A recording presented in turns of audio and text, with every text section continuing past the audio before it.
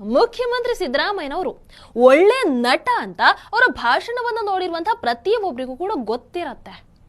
ಆದರೆ ಒಳ್ಳೆ script writer, ಇವರು ಒಳ್ಳೆ ಡೈರೆಕ್ಟರ್ ಅಂತ ಕೂಡ ಗೊತ್ತಾಗಿದ್ದು ನಿನ್ನೆ ಅವರ ಪತ್ನಿ ಹೆಸರಲ್ಲಿ ಲೆಟರ್ ರಿಲೀಸ್ ಆಯ್ತಲ್ಲ, ಅದನ್ನ ನೋಡಿದಾಗ್ಲೆ ಎಸ್, ಇದನ್ನ ಒಂದು ಎಮೋಷನಲ್ ಸಿನಿಮಾ ಸ್ಕ್ರಿಪ್ಟ್ ಅಂತಾನೆ ಕರಿಬೇಕಲ್ವಾ.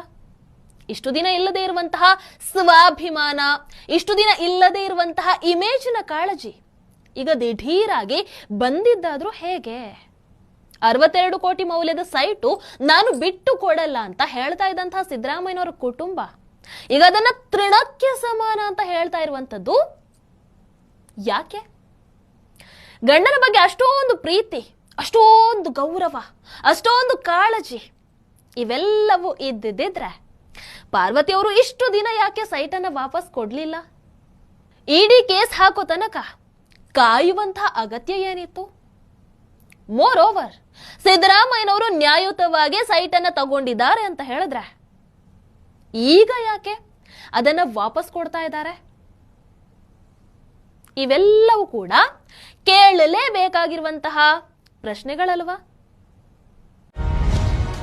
ಟಿವಿ ವಿಕ್ರಮ, ದೇಶ ನಿಮ್ಮ ಕೈಯಲ್ಲಿ.